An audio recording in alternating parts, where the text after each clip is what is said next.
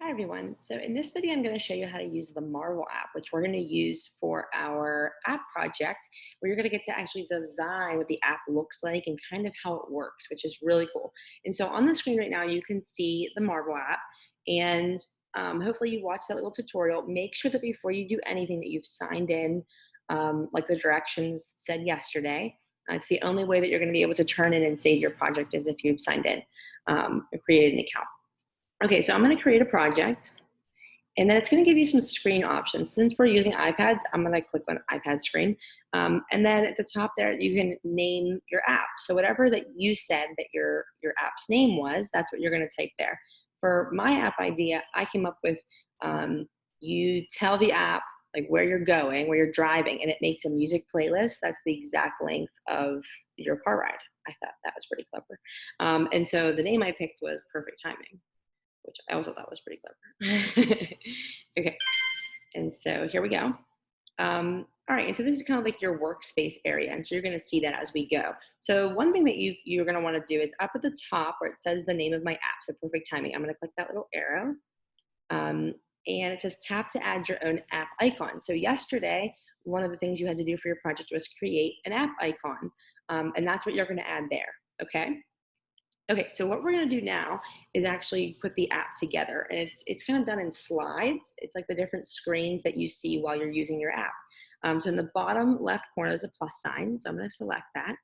Then you have three options, okay? You can either create your design right in the Marvel app, or you can use the camera to take a picture. So if I have anyone who's artistic out there and you got like a notebook out, you could draw what your slides or your screens look like in your app. You're totally welcome to do that. Or you can access your photos if you designed your app somewhere else. So for me, I designed my title app in PicCollage. So I'm gonna click on photos, and it's gonna ask you if it can access your photos, and you wanna say yes. And I made this little, hit done, um, just like title page for my app. So like when you first open it up, this is what the user sees, and you can kind of edit and crop it and do whatever you want. Okay, and I'm gonna say done. And so then you can see it shows up in my workspace as one of the screens of my app. Okay, so I'm gonna add another one. I'm gonna hit the plus sign, and this one I'm actually gonna show you the create design option in here. So I'm gonna click that. And I think this works pretty well. So it's up to you guys. If you want to use PicCollage, you can, or you can do something in here. Use some options along the bottom of the screen. You can add text, you can add squares or circles, images that you've gotten off the internet that you've taken, or you can use the pencil tool and just write on there. Don't, if you want to draw, I feel like artistic in that way, go for it, but don't write any text with your hand or with a stylus. Okay, you want to look professional, like a real app. Okay, and so what I want to do for my app is it needs to ask the user where they're going so it can figure out the length of the drive. And so I'm going to add some text. And every time you add something to edit it, you want to double click on it. So I'm going to double click on that text box. And there's a lot of options on there.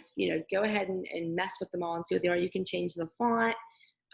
You can change the color, all different kinds of things. And the bottom left is a little keyboard, and that's where you can type. So I'm going to say, where are you going? Whoops. Okay. And now mine is not going to look very nice because I don't want you to have to stare at me try to make this look like perfect. If I was designing this, for an actual project, it would look a lot nicer. So just keep that in mind. Here, I'm going to add like a little square. I'm going to add like, they're going to look like buttons for the user to click on. Double click to edit. And so we can change the color. I like rounded corners on my shapes, and you can change a bunch of stuff. I like to add a border. Okay, like that. And I'm going to add some text over top of that. So they can either go home. Whoops, struggling here. Okay. Again, this isn't going to look perfect. I'm going to try not to spend too much time mixing it up. Sorry.